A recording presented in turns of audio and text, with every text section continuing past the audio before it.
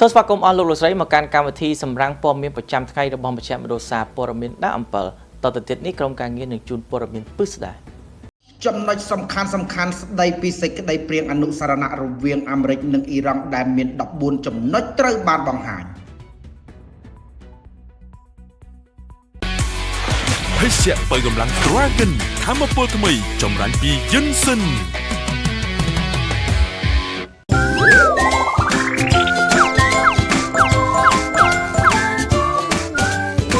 ម្សៅទឹកដោះគោ Star Grow Plus IQ អនាគតរបស់លោកអ្នកកាន់តែភ្លឺស្វាងដោយសាកលវិទ្យាល័យ Bill Bry ទីភ្នាក់ងារសារព័ត៌មាន Bloomberg បានចេញផ្សាយសេចក្តីព្រាងអនុសារណៈ14ចំណុចរវាងសហរដ្ឋអាមេរិកនិងអ៊ីរ៉ង់នៅថ្ងៃពុធដោយភាគីទាំងពីរនឹងចុះហត្ថលេខាជាផ្លូវការលើអនុសារណៈនៃការយោគយល់គ្នានៅថ្ងៃទី19ខែមិថុនានៅក្នុងប្រទេសស្វីសខាងក្រោមនេះជាខ្លឹមសារសំខាន់នៃឯកសារនៃសេចក្តីព្រាងនេះ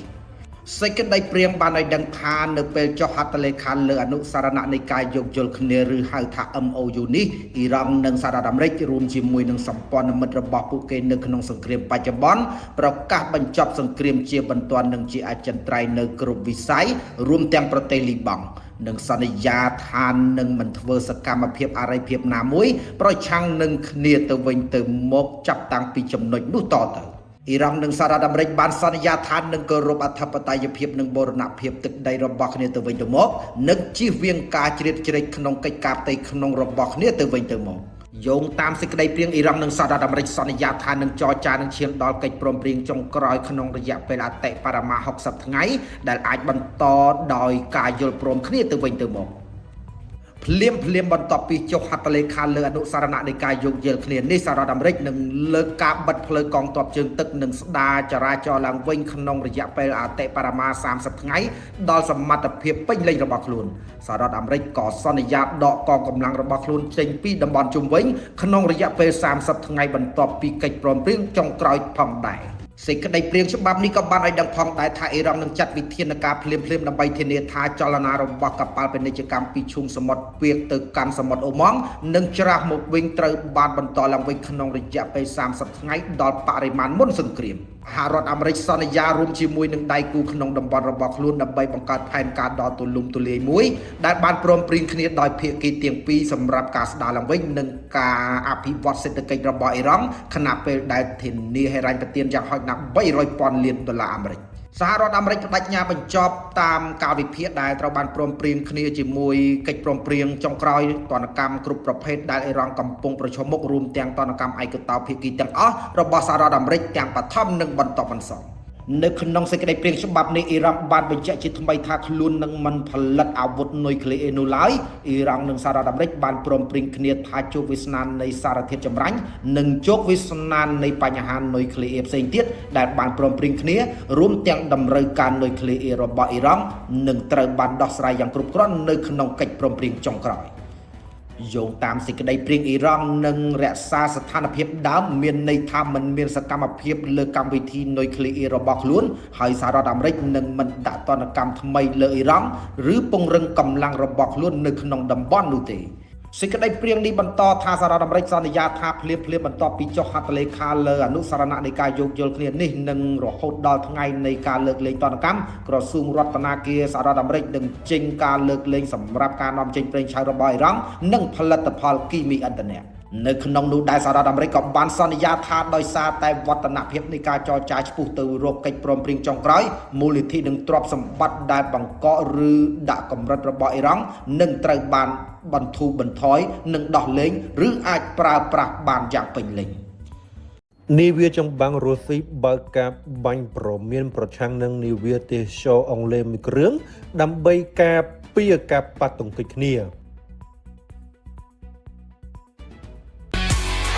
ភេសជ្ជៈបើកម្លាំង Dragon ថាមពលថ្មីចម្រាញ់ពី Yinsen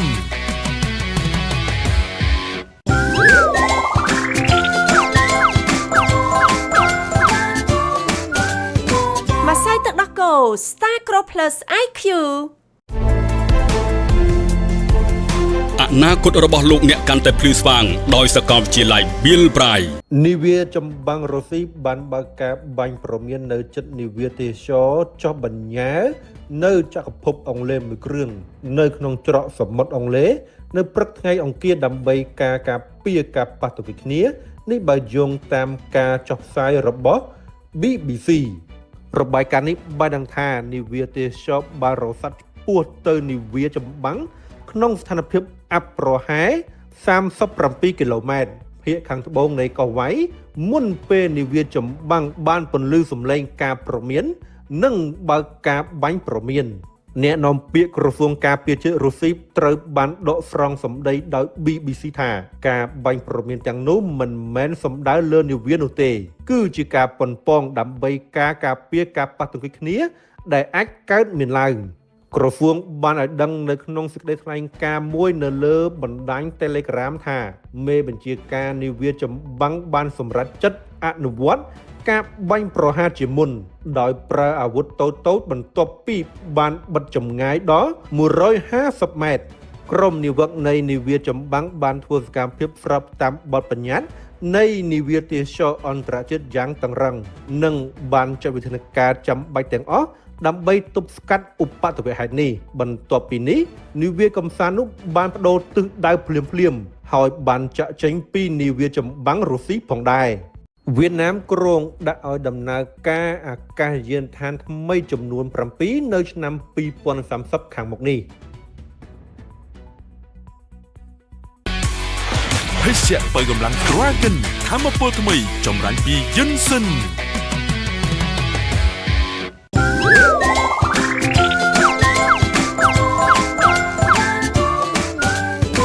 ម្សៅទឹកដោះគោ Star Crow Plus IQ អនាគតរបស់លោកអ្នកកាន់តែភ្លឺស្វាងដោយសាកលវិទ្យាល័យ Bill Bray ប្រទេសវៀតណាមមានគម្រោងដាក់ឲ្យដំណើរការអាកាសយានដ្ឋានថ្មីចំនួន7នៅត្រឹមឆ្នាំ2030ដែលជាផ្នែកមួយនៃកិច្ចខិតខំប្រឹងប្រែងកាន់តែទូលំទូលាយដើម្បីពង្រីកបណ្ដាញអាកាសចររបស់ប្រទេសនិងបំពេញតម្រូវការធ្វើដំណើរដែលកំពុងកើនឡើងផងដែរយោងតាមសារព័ត៌មានវៀតណាមញូចេញផ្សាយនៅថ្ងៃទី16ខែមិថុនាឆ្នាំ2026ថាអាកាសយានដ្ឋានទាំងនោះរួមមានអាកាសយានដ្ឋានសំខាន់ចំនួន2គឺឡុងថាញនិងយ៉ាប៊ីងនិងអាកាសយានដ្ឋានចំនួន5ផ្សេងទៀតគឺអាកាសយានដ្ឋានខ្វាំងត្រីផាន់ធៀបសាបាធូជូនិងអាកាសយានដ្ឋានថាញ់ហ្វឿនរួមគ្នាជាមួយនឹងការធ្វើឲ្យប្រសើរឡើងនិងការពង្រីកនៅអាកាសយានដ្ឋានដែលមានស្រាប់គម្រោងទាំងនេះត្រូវបានគេរំពឹងថានឹងបង្កើនសមត្ថភាពប្រចាំឆ្នាំសរុបរបស់បណ្ដាញដល់អ្នកដំណើររហូតដល់220លាននាក់យោងតាមរបាយការណ៍ថ្មីមួយរបស់ក្រសួងសំណង់ដែលបានពិនិត្យឡើងវិញនៅការអនុវត្តផែនការអភិវឌ្ឍអាកាសយានដ្ឋានជាតិសម្រាប់ឆ្នាំ2021ដល់ឆ្នាំ2030ប្រទេសវៀតណាមមានគោលបំណងមានអាកាសយានដ្ឋានចំនួន32នៅចុងទសវត្សរ៍នេះរួមទាំងអាកាសយានដ្ឋានអន្តរជាតិចំនួន15និងអាកាសយានដ្ឋានក្នុងស្រុកចំនួន17ដែលមានផ្ទៃដីសរុបជាង 26,000 ហិកតាត្រឹមឆ្នាំ2050អាកាសយានដ្ឋានក្នុងស្រុកចំនួន3បន្ថែមទៀតនឹងត្រូវបានបន្ថែមនៅក្នុងបណ្ដាញដើម្បីធ្វើឲ្យចំនួនអាកាសយានដ្ឋានសរុបនៅក្នុងប្រទេសវៀតណាមកើនដល់35លោកដូណាល់ត្រាំអះអាងថាសហរដ្ឋអាមេរិកនឹងដាក់ទណ្ឌកម្មឡើងវិញលើប្រេងរបស់រុស្ស៊ីភេសជ្ជៈបើកម្លាំង Dragon ថាមពលថ្មីចម្រាញ់ពីយិនសិន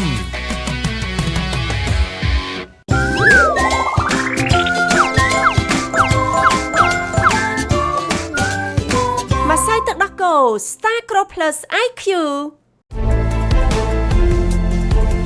អនាគតរបស់លោកអ្នកកាន់តែភ្លឺស្វាងដោយសាកលវិទ្យាល័យ Bill Bray ប្រធានាធិបតីអាមេរិកលោកដូណាល់ត្រាំបានឲ្យដឹងនៅក្នុងកិច្ចប្រជុំកំពូលក្រុមប្រទេសទាំង7 G7 នៅប្រទេសបារាំងជាកន្លែងដែលកិច្ចខិតខំប្រឹងប្រែងដើម្បីបញ្ចប់ជម្លោះនៅអ៊ុយក្រែនគឺជារបៀបវារៈដ៏សំខាន់ក្នុងនោះលោកបានអះអាងថាសហរដ្ឋអាមេរិកនឹងដាក់ទណ្ឌកម្មឡើងវិញលើប្រេងរបស់រុស្ស៊ីថ្លែងទៅកាន់នាយកព័ត៌មាននៅអ៊ីវៀនដែលជាទីក្រុងមួយនៅលើច្រាំងនៃបឹងសឺណែវ ភាគខាងកើតប្រទេសបារាំងលោកត្រាំបានឲ្យដឹងថាការរឹតបន្តឹងលើការដឹកជញ្ជូនប្រេងរបស់រុស្ស៊ីអាចវិលត្រឡប់មកវិញបន្ទាប់ពីការបើកចំហនៃច្រកសមុទ្រ Hormuz អនុញ្ញាតឲ្យមានការដឹកជញ្ជូនប្រេងកាន់តែច្រើន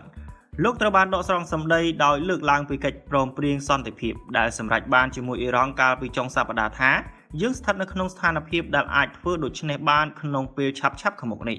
កាលពីខែមីនាក្រសួងរដ្ឋាភិបាលសហរដ្ឋអាមេរិកបានចេញការលើកលែងរយៈពេល30ថ្ងៃដែលអនុញ្ញាតឲ្យប្រទេសនានាទិញប្រេងឆៅនិងផលិតផលប្រេងកាតរបស់រុស្ស៊ីដែលត្រូវបានផ្ទុករួចហើយនៅលើនាវានិងជាប់គាំងនៅសមុទ្រការលើកលែងនេះត្រូវបានពង្រីកនៅពេលក្រោយខណៈដែលចំនួនដែលពាក់ព័ន្ធនឹងអ៊ីរ៉ង់និងការរំខាននៅជុំវិញច្រកសមុទ្រ Hormuz បានបន្តដាក់សម្ពាធលើទីផ្សារប្រេងក្នុងអំឡុងពេលកិច្ចប្រជុំកំពូល G7 ប្រធានាធិបតីអ៊ុយក្រែនលោក Volodymyr Zelensky បានជជែកជាមួយលោកត្រាំនិងអធិការបតីអាល្លឺម៉ង់លោក Friedrich Merz អំពីការបញ្ចប់ចំនួននិងកិច្ចសហប្រតិបត្តិការពារជាតិបន្ទាប់ពីកិច្ចពិភាក្សារបស់លោកជាមួយលោកត្រាំលោក Zelensky បានប្រាប់អ្នកយកព័ត៌មានថាវាមានសារៈសំខាន់ខ្លាំងណាស់ដែលកិច្ចពិភាក្សាសម្របសម្រួលលើកក្រោយរបស់សហរដ្ឋអាមេរិកជាមួយរុស្ស៊ីគួរតែធ្វើឡើងមុនរដូវរងានេះហើយទីតាំងនិងទម្រង់នៃការចរចានឹងត្រូវសម្រេចដោយលោកត្រាំ